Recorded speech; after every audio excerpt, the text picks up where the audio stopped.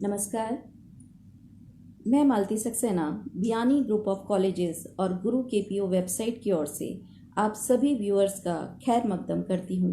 आप सभी अपने घर में स्वस्थ रहें और सुरक्षित रहें। इसके साथ ही मैं हमारे जो कोरोना वॉरियर्स हैं उन सभी को इस प्लेटफॉर्म से शुक्रिया अदा करना चाहती हूँ, क्योंकि अगर आप बाहर हैं तभी हम घर के अंदर सुरक्षित हैं। तो दोस्तों, आज का जो हमारा सेशन है वो FB लाइव पर मैं आपके सामने प्रस्तुत करने जा रही हूँ। इसमें हम आज बात करेंगे ह्यूमैनिटीज़ की। जी हाँ, आज का हमारा विषय है how to choose subject combination in humanities for best career. जी हाँ, एक बात यहाँ पर कहना चाहूँगी कि ख्वाहिशों से नहीं झरते हैं फूल झोली में, ख्वाहिशों से नहीं झरते हैं फूल झोली में, कर्म की शाख को हमें हिलाना होगा, कर्म की शाख को हमें हिलाना होगा। कोसने से कुछ नहीं होगा अंधेरे को दोस्तों, कोसने से कुछ नहीं होगा अंधेरे को दोस्तों, अपने हिस्से का दिया हमें खुद ही जलाना होगा, अपने हिस्से का दिया हमें खुद ही जलाना होगा। जी हाँ दोस्तों, आज हम बात कर रहे हैं ह्यूमैनिटीज़ की, मानवी की एक ऐसी शाखा, या यूं कहेंगे कि एक ऐसा बगीचा है जिसमें तरह तरह के फूल खिलते हैं। वो चाहे हिस्ट्री हो, चाहे साइकोलॉजी हो, चाहे सोशियोलॉजी हो, चाहे हमारा लिटरेचर हो, जो कि एंशिएंट लिटरेचर भी हमारा है हिंदुस्तान का, तो जिसकी भी हम बात करने जा रहे हैं। इसके साथ ही अगर हम बात करेंगे, बहुत सारे सब्जेक्ट ह्यूमैनिटीज़ के अंतर्गत आते हैं और कई बार लोग अक्सर ये प्रश्न करते हैं कि क्या है ह्यूमैनिटीज़ में, कौन कौन से करियर हैं जिनमें हमारे बच्चे जा सकते हैं। क्योंकि जब हम करियर की बात करते हैं तो लोग यही देखते हैं कि भाई हमारा बच्चा इंजीनियर बन जाएगा, डॉक्टर बन जाएगा, पुलिस ऑफिसर बन जाएगा। लेकिन अगर हम ह्यूमैनिटीज़ को देखें तो बहुत सारे करियर ऑप्शंस हैं, जिनमें सिविल सर्विसेज में आप जा सकते हैं, लॉयर आप बन सकते हैं, एक्टर आप बन सकते हैं, आर्टिस्ट बन सकते हैं, म्यूजिशियन आप बन सकते हैं, आर्किटेक्ट बन सकते हैं, फैशन डिज़ाइनर आप बन सकते हैं, राइटर बन सकते हैं, हिस्टोरियन आप बन सकते हैं, आर्कियोलॉजिस्ट आप बन सकते हैं, टूर प्लानर बन सकते हैं, डिज़ास्टर मैनेजमेंट आजकल बहुत चर्चित है, उसके अंदर आप जा सकते हैं। इसके अलावा जो वाइल्ड लाइफ फोटोग्राफी है उसके अंतर्गत भी आप बहुत सारे, जैसे ये डिस्कवरी चैनल है, इस तरह के चैनल्स में आप काम कर सकते हैं। तो ये सारी चीज़ें जो आती हैं वो ह्यूमैनिटीज़ से आती हैं, क्योंकि हम सोसाइटी से जुड़े हुए हैं, इसलिए हमारी हर शाखा सोसाइटी से निकल कर के आ रही है और सोसाइटी में ही हमको वापस से अपना कंट्रीब्यूशन करना है। तो आज हम जो बात कर रहे हैं कि हमारे कुछ चुनिंदा करियर्स, जिनके लिए बच्चों को, अगर जो 12th क्लास के एग्ज़ाम दे रहे हैं स्टूडेंट्स, वो भी ये सुने कि किस तरह के सब्जेक्ट उनको चूज़ करने हैं जो उनके लिए भविष्य में आगे जब वो अपना करियर बनाएंगे तो उसके लिए काम आएंगे। देखिए, सब्जेक्ट तो 11th में बच्चा चूज़ कर लेता है स्कूल में, लेकिन कई बार ऐसा होता है कि उस समय उस पर पेरेंट्स का प्रेशर रहता है, या फिर उसका अपनी फ्रेंड्स का जो पीयर ग्रुप होता है वो ये देखता है कि भाई मेरी फ्रेंड ने ये सब्जेक्ट लिया है तो मैं भी ये ले सकती हूँ। तो ऐसे बच्चे जब 12th कर लेते हैं और उनके मार्क्स उस सब्जेक्ट में कम आते हैं तो वो बहुत ज़्यादा निराश हो जाते हैं, और जब निराश हो जाते हैं तो वो सोचते हैं कि अब हमको अपने कॉलेज के अंदर कैसे सब्जेक्ट लेने चाहिए। तो मैं आपको यहाँ पर बताना चाहूँगी कि सबसे पहले तो हमारा जो बियानी ग्रुप ऑफ कॉलेज है, यहाँ पर हमने एक पहल करी थी काफ़ी सालों पहले। ऐसा नहीं है कि आज है, काफ़ी सालों पहले एक टेस्ट डेवलप किया गया था हमारे प्रोफेसर संजय बियानी जी की पहल से, जिसके अंदर एक साइकोलॉजिकल टेस्ट है जो हम करते हैं बच्चों के ऊपर, और उसके अंदर एक सिंपल सा टेस्ट जिससे बच्चे का इंटरेस्ट निकल करके आता है। हमारे साथ में जुड़ गई हैं रितु शर्मा मैडम। नमस्ते मैडम, बहुत बहुत शुक्रिया आपका। लक्ष्मी गुजर जी जुड़ी हुई हैं और समंदर खान मांगिनियार जी जुड़े हैं हमारे साथ। नमस्ते समंदर जी, आप बहुत अच्छे लोक कलाकार हैं और अक्सर हम आपको टीवी पर देखते रहते हैं। रेनू शेखावत जी हमारे साथ जुड़ी हैं। नमस्ते रेनू जी। भारती शर्मा मैडम, जिनका अभी सेशन होने वाला है नेक्स्ट, बहुत अच्छी वक्ता हैं हमारे कॉलेज की, वो भी हमारे साथ में जुड़ी हुई हैं। आप सबका बहुत बहुत धन्यवाद। तो हम यहाँ पर बात कर रहे हैं करियर्स की। तो जो सबसे पहला जो करियर मैं बताना चाहूँगी हमारे ह्यूमैनिटीज़ के स्टूडेंट्स के लिए, वो है जो बहुत चार्मिंग है, और इन दिनों हम उस जो करियर है उसका हम बहुत ज़्यादा प्रभाव हमारे आसपास देख रहे हैं, वो है सिविल सर्विसेज। जी हाँ, सिविल सर्विसेज जिसके अंदर 24 सर्विसेज इंक्लूड होती हैं, वैसे तो उसकी एक बहुत लंबी फहरिस्त है। हम यहाँ आपको बताना चाहेंगे कि सबसे ज़रूरी जो है वो है, जिसके अंदर लोग जाना चाहते हैं, बच्चों का एक पैशन होता है, वो है इंडियन एडमिनिस्ट्रेटिव सर्विस, भारतीय प्रशासनिक सेवा, जिसकी भी हमारे यहाँ पर तैयारी हम करवाते हैं।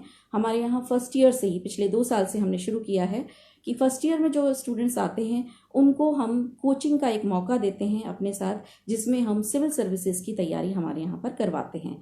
और उस तैयारी को करने के साथ उनका एक फाउंडेशन जो बेस है वो काफ़ी मजबूत होता है, जो आगे जाकर के जब वो बच्चे इस लायक होंगे, क्योंकि जब 21 ईयर्स की एज होती है सिविल सर्विसेज के लिए, जब वो एग्ज़ाम देंगे उस समय उनके पास में एक काफ़ी खजाना होगा, एक तरह से बहुत सारा खजाना होगा उनके पास में नॉलेज का, जो हमारे यहाँ से, और एक पर्सनैलिटी डेवलपमेंट जो हम करते हैं यहाँ पर स्टूडेंट्स का, जो हमारा ऊर्जा प्रोग्राम होता है, जिसके ज़रिए 10 दिन तक हमारे डायरेक्टर साहब और हमारी पूरी टीम लगी रहती है बयानी कॉलेज की, बच्चों को ये बताने के लिए कि किस तरह से वो अपना पर्सनैलिटी डेवलपमेंट कर सकते हैं। क्योंकि आगे जाकर के उनको अगर प्रशासनिक सेवाओं में जाना है तो इंटरव्यू फेस करना पड़ेगा, और इंटरव्यू में बहुत ज़्यादा ज़रूरी है कि आप किस तरह से वहाँ उन सवालों का जवाब देते हैं जो आपसे इंटरव्यू में पूछे जाते हैं। Bharti Sharma madam, thank you very much. Renu Tandon madam, नमस्ते, बहुत बहुत शुक्रिया मैडम कि आप हमें लाइव देख रहे हैं। हमारे साथ कुछ स्टूडेंट्स जुड़े हैं। ज्योति बालाजी, मैं बहुत शुक्रिया अदा करती हूँ आपका। आकृति चतुर्वेदी हमारे साथ जुड़ी हैं, बहुत बहुत शुक्रिया आपका। तो हम जब बात करते हैं प्रशासनिक सेवाओं की, वहाँ पर बच्चे कौन से सब्जेक्ट कॉम्बिनेशन लेंगे, तो मेरे पास जब बच्चे आते हैं काउंसलिंग के दौरान तो हम अक्सर उनसे कहते हैं कि आपका गोल जब सेट होता है कि आपको प्रशासनिक सेवाओं में जाना है, यानी कि सिविल सर्विसेज में जाना है, तो आपके पास में होना चाहिए सबसे पहले पॉलिटिकल साइंस, यानी कि राजनीति का ज्ञान। जो हम देखते हैं कि अगर राजनीति का ज्ञान नहीं है, अभी इन दिनों हम देख रहे हैं कि अंतर्राष्ट्रीय संबंध हमारे कैसे हैं, इनका हमें पता चलना चाहिए। हमारा भीतर जो राजनीति हो रही है वो क्या होती है, उसके बारे में हमको पता करना है। ये सारी चीज़ें जो है पॉलिटिकल साइंस जो सब्जेक्ट है वो आपको बताता है। पिछला क्या इतिहास रहा हमारा राजनीति का, वो भी उसमें पता होता है, और काफ़ी सारे क्वेश्चंस इंटरव्यू में आपसे राजनीति शास्त्र के बारे में पूछे जाते हैं। इसके साथ ही हम बात करते हैं पब्लिक एडमिनिस्ट्रेशन, जी हाँ, लोक प्रशासन। जैसा कि इन दिनों हम देख रहे हैं कि हमारे जितने भी डीएम हैं और जितने भी एसडीएम हैं, ये सब काम कर रहे हैं उस लोकल एरियाज़ में। तो जब हमें अपने लोकल एरियाज़ की जानकारी होगी, लोकल एडमिनिस्ट्रेशन की जानकारी होगी, जिसकी डेप्थ में हम अगर जाते हैं, तब हमें ये ध्यान आता है कि हम किस प्रकार से उस शासन को चला पाएंगे। तो इसके लिए ऐसे सब्जेक्ट का चयन करना बहुत ही ज़रूरी है जब आप इन सेवाओं में जाना चाहते हैं। इसके साथ ही हम बात करते हैं सोशियोलॉजी की। सोशियोलॉजी यानी कि हम समाज में रहते हैं। डॉक्टर नेहा पांडे मैडम हमारे साथ जुड़ी हैं, बहुत बहुत शुक्रिया मैडम। सारिका गुप्ता जुड़ी हैं हमारे साथ। आरती गुप्ता मैडम, नमस्कार, बहुत बहुत शुक्रिया। जी हाँ, समंदर खान जी, आपने हमारे नवाचार वाले व्याख्यान को सराहा है, उसके लिए बहुत बहुत शुक्रिया। तो हम बात कर रहे थे कि जब हम प्रशासनिक सेवाओं में जा रहे हैं तो हमारे पास सब्जेक्ट क्या होने चाहिए। पॉलिटिकल साइंस की हमने बात की, हमने पब्लिक एडमिनिस्ट्रेशन की बात की, और सोशियोलॉजी यानी कि समाज क्या है, हम जिस सोसाइटी में रहते हैं कैसा है वहाँ का समाज, क्योंकि हर प्रांत का, हर क्षेत्र का समाज, वहाँ की परंपराएं, वहाँ के रीति रिवाज ऐसे हैं जिनसे कई बार हमें बहुत सारी दिक्कतों का सामना करना पड़ता है। कि कैसे अभी लॉकडाउन पीरियड में भी हम जब हर जगह लॉकडाउन लगाना चाहते हैं तो कई ऐसे क्षेत्र हैं जहाँ पर अवेयरनेस नहीं है। तो ऐसे क्षेत्रों के अंदर सारे कानून तो एक जगह एक जैसे नहीं हो सकते, तो उनकी पालना के लिए हमें समाज का भी अध्ययन करना पड़ेगा कि कहाँ पर है, क्या छत्तीसगढ़ में वही नियम लग सकते हैं जो हम अपने राजस्थान में लगा रहे हैं। तो ऐसे जब नियम, हम कायदे कानून की बात करते हैं तो हमें सबसे पहले ज़रूरी हो जाता है समाज का अध्ययन करना। तो सिविल सर्विसेज के लिए एक बहुत ही अच्छा विषय है आपका समाज विज्ञान। इसके साथ ही ज्योग्राफी, भौगोलिक क्षेत्र कैसा है। अगर हम पुलिस सर्विसेज में जाएंगे, देखिए हम बात करते हैं उन चंबल के बीहड़ों की, जब कभी यहाँ पर डाकुओं का एक तरह से साम्राज्य होता था, तो उन बीहड़ क्षेत्रों की जानकारी किसी को नहीं होती थी। अब पुलिस को वो जानकारी कैसे होगी अगर उसे भौगोलिक क्षेत्र का ज्ञान नहीं है। तो भौगोलिक क्षेत्र का ज्ञान भी हमारी इन सिविल सर्विसेज के लिए एक महत्वपूर्ण विषय का काम करता है। तो और ज्योग्राफी के अंदर हमारे जो ग्लेशियर्स हैं उनके बारे में हम पढ़ते हैं, हमारे मैदानी क्षेत्र कैसे हैं, हमारे पहाड़ी क्षेत्र कैसे हैं, इन सब की जानकारी हमको ज्योग्राफी से मिलती है। तो ये भी बहुत अच्छा, और सबसे ज़्यादा ज़रूरी है कि ये प्रैक्टिकल सब्जेक्ट है। प्रैक्टिकल एक सब्जेक्ट बच्चों को लेना ही चाहिए, क्योंकि हम ह्यूमैनिटीज़ में 3 सब्जेक्ट का चयन बच्चों से करवाते हैं। 3 सब्जेक्ट जो पास कोर्स के लिए हैं। ऑनर्स की बात यहाँ पर मैं नहीं कह रही, क्योंकि हम पास कोर्स इसलिए हम बता रहे हैं क्योंकि जब अब बच्चा 3 सब्जेक्ट लेता है तो आगे जा कर के उसको करियर ऑप्शंस के अंदर बहुत सुविधा रहती है, क्योंकि ब्रांचेस काफ़ी खुली रहती हैं। जो ह्यूमैनिटीज़ की शाखाएं हैं वो उसके लिए काफ़ी अवसर देती हैं उसको अपना करियर बनाने के लिए। तो इस तरह से जो सिविल सर्विसेज है उसके लिए बच्चा इन सब्जेक्ट को लेकर, इसी तरह से इतिहास एक बहुत ही अच्छा विषय है जिसके अंदर वो तैयारी कर सकता है, बहुत अच्छा हिस्टोरियन वो बन सकता है। उसके और भी करियर ऑप्शंस हैं। अगर इतिहास की बात करें तो जो पुरातत्ववेत्ता हैं वो भी उसका करियर बन सकता है।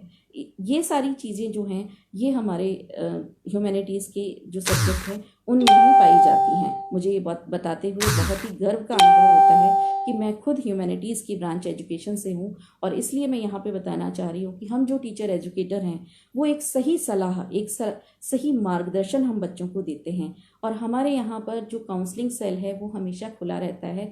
आप सभी को मैं आमंत्रित करती हूँ। आप अपने आस पड़ोस के जो मित्र हैं, उनके बच्चे हैं, जितने भी हमारे 12th क्लास के स्टूडेंट्स हैं, इन दिनों एग्ज़ाम हुए हैं, उनके कुछ एग्ज़ाम्स बाकी भी रह गए हैं, लेकिन आने वाले समय में वो जब कॉलेज का ऑप्शन देखेंगे, जब सब्जेक्ट का ऑप्शन देखेंगे, तो हम उनको अपने यहाँ पर फ्री काउंसलिंग प्रोवाइड कर रहे हैं, जिसमें हमारे डायरेक्टर साहब खुद भी मौजूद रहते हैं। हमारी पूरी टीम यहाँ पर रहती है जो आपको बताएगी कि आपके लिए बेस्ट सब्जेक्ट ऑप्शन कौन सा है, जिससे कि आप अपनी करियर की नई ऊंचाइयों को छू पाएंगे। इसके साथ ही अब हम जो दूसरा ऑप्शन है करियर का उसकी बात करते हैं, जो बहुत ज़्यादा हम यूँ कह दें कि छात्राओं के लिए और एक महिलाओं का क्षेत्र माना जाता है। आजकल तो महिलाएं सब क्षेत्र में आगे हैं, परंतु फिर भी अगर हम एक बहुत अच्छा शिक्षित परिवार अगर हम देखेंगे और उसके अंदर अगर हम बात करते हैं तो वहाँ पर टीचर की, प्रोफेसर की बात की जाती है। तो जो लेक्चरर है उसके लिए भी हमारे पास बहुत अच्छे कॉम्बिनेशन होते हैं सब्जेक्ट के, जैसे कि साइकोलॉजी। देखिए, साइकोलॉजी तो एक ऐसा सब्जेक्ट हो गया है आने वाले समय में, जब हम इस लॉकडाउन पीरियड से निकलेंगे तो मैं आपको बताना चाहती हूँ कि आज से 1960 से 70 के दशक में एक कल्चर आया था, हिप्पी कल्चर, जिसका प्रादुर्भाव हुआ था अमेरिका में, और वो उसने पूरी दुनिया में अपना एक वर्चस्व कर लिया था। हिप्पी जो कि वहाँ के यूथ थे, और वो वियतनाम युद्ध के परिणाम स्वरूप वो इस तरह से हो गए थे कि उनको एक काउंटर कल्चर उनका एक डेवलप हो गया था, जहाँ पर वो किसी और चीज़ के बारे में सोचना नहीं चाहते थे। उनको राजनीति, कानून से कोई मतलब नहीं था। उन्होंने एक अपनी दुनिया बना ली थी, और एक इसी पर एक मूवी भी बनी थी देवानंद साहब की, आप ज़रूर देखिएगा, हरे रामा हरे कृष्णा। तो उसमें एक पूरी कल्चर दिखाई गई है कि किस तरह से वो जो हिप्पी कल्चर से युवा जो थे हमारे यहाँ पर, वो एक नशे की दुनिया में चले गए, जहाँ पर उन्होंने अपने आप को अकर्मण्य बना लिया था। वो किसी तरह एक अपनी फिलॉसफी, अपनी फैंटेसी की दुनिया में वो चले गए। तो हमारे यहाँ अगर युवा इस तरह के हो जाएंगे, हर देश की समस्या होगी कि जब निराशा होती है, जब डिप्रेशन होता है, तो इस तरह की समस्याएं आती ही हैं। और ऐसे में हमारे जो साइकोलॉजिस्ट हैं वो एक बहुत अच्छी मदद कर सकते हैं उन युवाओं की, उन देश के नागरिकों की, जहाँ पर वो कुछ इस तरह की जो फील्ड होती है, जैसे साइकोलॉजी के अंदर क्लिनिकल साइकोलॉजी है, कॉग्निटिव साइकोलॉजी है, ऑक्यूपेशनल साइकोलॉजी है, हर जगह जो इसकी ब्रांचेस हैं उनसे वो एक बेहतर करियर बच्चों को बता सकता है, एक बेहतर मार्गदर्शन उनका कर सकते हैं, वो उनका ट्रीटमेंट कर सकते हैं। और इसकी ज़रूरत पड़ेगी आने वाले समय में, हमें साइकोलॉजी की ज़रूरत पड़ेगी, क्योंकि इसीलिए ये एक बहुत अच्छा करियर ऑप्शन हो सकता है बच्चों के लिए। तो आप उसको ले सकते हैं। और जब हम बात करते हैं लेक्चरर की, तो साइकोलॉजी के अंदर वो आगे एमए कर सकता है। एमए करने के बाद पीएचडी करते हैं, नेट करते हैं, नेट क्वालिफाई करते हैं। इसी तरह से लिटरेचर पढ़ते हैं, इकोनॉमिक्स पढ़ते हैं, ड्राइंग पढ़ते हैं, होम साइंस पढ़ते हैं। तो इन क्षेत्रों में वो अपना करियर बना सकते हैं। एज एन असिस्टेंट प्रोफेसर जब नेट क्लियर हो जाता है तो वो उसके लिए तैयार हो जाते हैं, एलिजिबल हो जाते हैं। हम जब बात करते हैं लॉयर की, तो लॉयर के लिए क्या ज़रूरी है? लॉयर के लिए ज़रूरी है कि वो उसको पता होना चाहिए कि कानून का प्रशासन कैसा है, कानून क्या है, वो कानून की पढ़ाई करता है। ये भी हमारी ह्यूमैनिटीज़ में आता है। रेणु शेखावत जी, बहुत बहुत शुक्रिया आपका। रेणु टंडन मैडम, बहुत शुक्रिया। आप हमारे साथ निरंतर जुड़े हैं और आपका मार्गदर्शन हमको हमेशा मिलता रहता है। मैं यहाँ आपको बताना चाहूँगी कि टंडन मैडम हमारे यहाँ पर HR मैनेजर हैं कॉलेज के अंदर, और चीफ वार्डन भी हैं। जो हमारी बच्चियाँ बाहर से आती हैं उनको एक मदरली होम ट्रीटमेंट जो यहाँ पर मिलता है, उसके लिए सारा श्रेय जो जाता है वो हमारे टंडन मैडम को जाता है। इसके साथ ही डॉक्टर नेहा पांडे मैडम जो हमारे कॉलेज की रजिस्ट्रार भी हैं, वो अक्सर हमारा मार्गदर्शन करती रहती हैं। और कोई भी समस्या जब हमको होती है किसी भी तरह के एकेडमिक फील्ड में, उनकी इतनी अच्छी नॉलेज है कि वो सब क्षेत्रों में अपना आधिपत्य रखती हैं और हमको अक्सर जानकारी देती रहती हैं। इसके साथ ही हम आपको यहाँ पर बताना चाहेंगे कि जब हम बात करते हैं लॉयर की, तो हमारे यहाँ दो तरह का करियर आप इसमें बना सकते हैं। एक होता है BA LLB, जिसके अंदर फर्स्ट ईयर से बच्चा लॉ का चयन करता है, और दूसरा होता है आफ्टर ग्रेजुएशन वो LLB करता है। तो आफ्टर ग्रेजुएशन जब LLB करता है तो उसके पास में किस तरह के सब्जेक्ट उसको करने चाहिए, और जो BA फर्स्ट ईयर में अगर LLB कर रहा है तो उसमें भी ह्यूमैनिटीज़ के 2 सब्जेक्ट उसको चयन करने पड़ते हैं, जिनके अंदर हम उसको सलाह देते हैं कि वो पॉलिटिकल साइंस पढ़े, उसके अंदर पब्लिक एडमिनिस्ट्रेशन पढ़े, उसके अंदर सोशियोलॉजी उसके अंदर पढ़े, क्योंकि उसे जाकर के समाज में काम करना है, उसे अपनी वकालत करनी है, उसे आगे हो सकता है कि वो जस्टिस बनेगा। तो वो उसको जो ये क्षेत्र जब वो चुनेगा तो उसके लिए उसको राजनीति, उसको हमारे यहाँ पर संविधान क्या है, सबसे बड़ी चीज़ है कि हम में से अधिकतर लोग संविधान को पढ़ते ही नहीं हैं, उसे जानना ही नहीं चाहते हैं। उनके लिए संविधान सिर्फ एक किताब है, जबकि हमारी हर कानून की बारीकियां जो हैं उस संविधान में हैं। उस संविधान की ही ये सहायता ऐसी होती है कि हम बड़े से बड़ी मुश्किल में भी अपना हल निकाल लेते हैं, और कोई भी सरकार संवैधानिक जो प्रावधान हैं उनका उल्लंघन नहीं कर सकती। इस तरह की व्यवस्था हमारे, देखिए BR अम्बेडकर साहब जो थे, और संविधान सभा जब बनी थी तो पूरी प्रारूप समिति और जो संविधान सभा में जहां पर रात दिन डिस्कशन हुआ करते थे, रात को 2-2 3-3 बजे तक जब संविधान सभा की कार्रवाई होती थी, और आप सोच सकते हैं, इमेजिन करिए कि पट्टाभी सीताभी रमैया जैसे वक्ता जो वहां पर 14 घंटे निरंतर बोलते थे संविधान सभा में। तो जब इस तरह की जब कार्रवाई होकर के एक हमारा संविधान तैयार हुआ, तो उस संविधान को पढ़ना बहुत ज़रूरी हो जाता है हम सब के लिए जब हम किसी करियर का चयन करते हैं। और वो करियर जो कि हमारे लिए वकालत का पेशा है, जिसमें हमें बहुत सारे कानूनी दांवपेच देखने हैं, बहुत सारे पहलुओं पर ध्यान देना है। तो एक लॉयर के लिए पॉलिटिकल साइंस, पब्लिक एडमिनिस्ट्रेशन और सोशियोलॉजी जैसे करियर का हम यहाँ पर उनको सलाह देते हैं कि वो इस तरह के जो सब्जेक्ट हैं उनका चयन करें। इसके साथ ही राजीव जगावत जी हमारे साथ में जुड़े हुए हैं। Thank you sir, thank you very much. अब हम बात करते हैं, अभी हम जब बात कर रहे थे साइकोलॉजिस्ट की, तो साइकोलॉजिस्ट को जब सब्जेक्ट आगे जाकर के उसको करियर ऑप्ट करना है, लेकिन यहाँ पर वो ऑनर्स भी ले सकता है साइकोलॉजी में, और इसके साथ ही अगर वो BA पास कोर्स कर रहा है तो उसके साथ में उसको 2 सब्जेक्ट और लेने पड़ेंगे। तो हम यहाँ पर उसको सलाह देते हैं कि साइकोलॉजी के साथ में वो सोशियोलॉजी ले, क्योंकि उसे समाज का अध्ययन करना पड़ेगा, और इसके साथ ही वो लिटरेचर ले। लिटरेचर की यहाँ पर मैं बात करना चाहूँगी कि जब हम लिटरेचर में 3 लैंग्वेज हम पढ़ रहे हैं, हिंदी, इंग्लिश और संस्कृत, और उनका लिटरेचर, तो आप ये देखिए कि हमारा जो एंशिएंट लिटरेचर है वो कितना बखूबी गुणों से भरा हुआ है। हम जब बात करते हैं हमारे यहाँ पर रामायण और महाभारत, आजकल रामायण भी आ रहा है और महाभारत भी आ रहा है, जब हम उन सीरियल्स को देखते हैं तो पता चलता है कि हमारा उस काल का समाज कैसा था। तो समाज का जब अध्ययन करना होता है, कहा भी जाता है कि literature is the mirror of society. तो जब अगर साहित्य समाज का दर्पण है तो हमें बहुत सारी चीज़ें समाज की उस लिटरेचर से देखने को मिलती हैं, क्योंकि हर जगह हम जा कर के नहीं देख सकते, इसलिए हमें कहाँ झांकना होगा, हमें अपने साहित्य में झांकना होगा। मैं बात करना चाहूँगी कि जब हम बंगाल की बात करते हैं, जहाँ पर बहुत साल पहले सती प्रथा हुआ करती थी, तब हम वहाँ का जो लिटरेचर पढ़ते हैं, शरतचंद्र के उपन्यास जब हम पढ़ते हैं, अगर हम किसानों की दशा देखना चाहेंगे तो प्रेमचंद के उपन्यास और कहानियाँ हम पढ़ते हैं। इसी तरह से जब हम अपने यहाँ के काल्पनिक तिलस्मी चीज़ों को देखते हैं तो हम जयशंकर प्रसाद को हम पढ़ते हैं। हमारे कवियों ने जो फ्रस्ट्रेशन एक दौर में आई थी 1970 से 80 के दशक में, उस समय का जो लिटरेचर लिखा गया है उसके अंदर हम अपनी कुंठा को, अपने अवसाद को किस प्रकार से हमने देखा है, हरिवंश राय बच्चन की कविताओं में हम देखते हैं। तो ये सारी जो चीज़ें हैं जहाँ पर हमको समाज की जानकारी मिलती है, तो जो साहित्य है वो हमको कहीं हद तक इस लायक बनाता है कि हम एक बेहतर वक्ता बन चाहूंगी कि अगर हम साहित्य से अबूझे रह गए, अगर हमने साहित्य नहीं पढ़ा, तो हम चार लोगों में बात करने लायक नहीं रहते, क्योंकि जितना हम पढ़ते हैं उतनी ही हमारी जानकारी बढ़ती है। तो ये हमारे यहाँ पर जब परिवार के अंदर ये बताया जाता था, जब हमको लिटरेचर पढ़ने के लिए कहा जाता था, तो उसके पीछे कारण यही था कि हम जितना लिटरेचर पढ़ेंगे, जितना साहित्य पढ़ेंगे, उतनी ही अच्छी हमारी जो है हमारी वाक शैली होगी, हम बोल पाएंगे। तो ये यहाँ पर मेरी भी गुजारिश आप सभी पेरेंट्स, अभिभावकों से है कि अपने बच्चों को एक बेहतर लिटरेचर पढ़ने के लिए ज़रूर दें।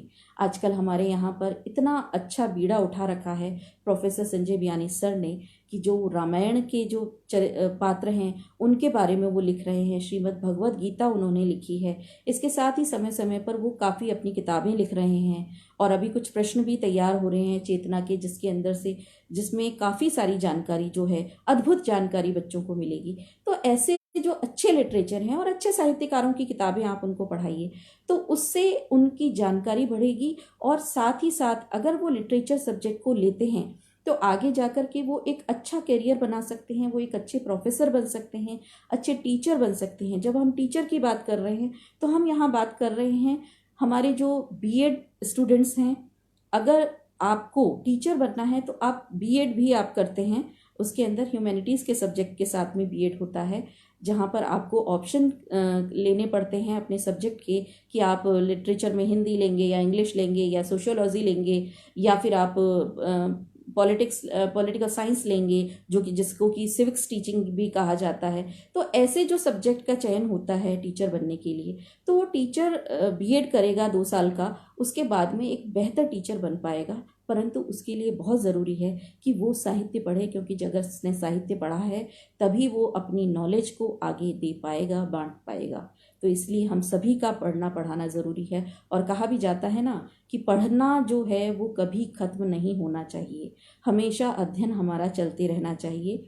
इसके साथ हमारे यहाँ एक बहुत अच्छा जो हमने कोर्स यहाँ पे चल रहा है वो है मास मीडिया, यानी कि पत्रकारिता का। जी हाँ दोस्तों, हमारे यहाँ पर बियानी ग्रुप ऑफ कॉलेज में हमने एक रेडियो टीवी सेटअप पूरा बनाया हुआ है। हमारे यहाँ एक इंडिविजुअल कोर्स चलता है मास कम्युनिकेशन का, जो कि ह्यूमैनिटीज़ का एक सब्जेक्ट है, जिसके अंतर्गत बच्चे हमारे कितनी अच्छी डॉक्यूमेंट्रीज तैयार कर रहे हैं, कितना अच्छा रेडियो और टीवी पर काम चल रहा है। ये सारी चीज़ें कि पत्रकारिता के क्षेत्र में कुछ लड़कियों को मैं देखती हूँ जो हमारी स्टूडेंट्स हैं, हमेशा फोटोग्राफी के लिए वो कैमरे लेकर के घूमती हैं, क्योंकि उनको लगता है कि हम इस क्षेत्र में अपना करियर बनाएंगे। तो बहुत सारे जो जर्नलिज्म है उसमें भी आप देखते हैं, जब आप टीवी चैनल्स देखते हैं तो आपको लगता है कि इस तरह के जो एंकर्स हैं, क्यों नहीं हमारे बच्चे भी ऐसे बनते। तो उसके लिए मैं आप सभी पेरेंट्स को और हमारे जो भी टीचर्स और मित्र इस समय ये प्रोग्राम देख रहे हैं, उन सब से गुजारिश करूँ कि एक बार, सिर्फ एक बार आप हमारे कॉलेज आइए जब लॉकडाउन खुलता है, और उसके बाद में आप हमारा जो सेटअप है रेडियो और टीवी का, उसको अवश्य देखिए और अपने बच्चों को दिखाइए, जिससे कि उन्हें ये पता चलेगा कि कितना अच्छा कार्य बियानी ग्रुप ऑफ कॉलेजेस इस क्षेत्र में कर रहा है। हमारे बहुत ही अच्छे टीचर हैं संजय सिंह सर, जो कि बेहतर कार्य कर रहे हैं इस क्षेत्र के अंदर। हमारे जो बच्चे हैं, जो हमारे स्टूडेंट्स हैं, उनको करवा रहे हैं। ILD स्किल यूनिवर्सिटी से एफिलिएटेड है हमारा कोर्स। तो आपसे गुजारिश है कि आप एक बार हमारे यहाँ कॉलेज में ज़रूर पधारें। इसके साथ ही एक दूसरा करियर ऑप्शन जो ह्यूमैनिटीज़ में है और हमारे यहाँ एक अलग कोर्स के रूप में संचालित है, वो है फैशन डिज़ाइनिंग। सीमा पाठक जी हमारे साथ जुड़ी हैं, बहुत बहुत धन्यवाद सीमा जी।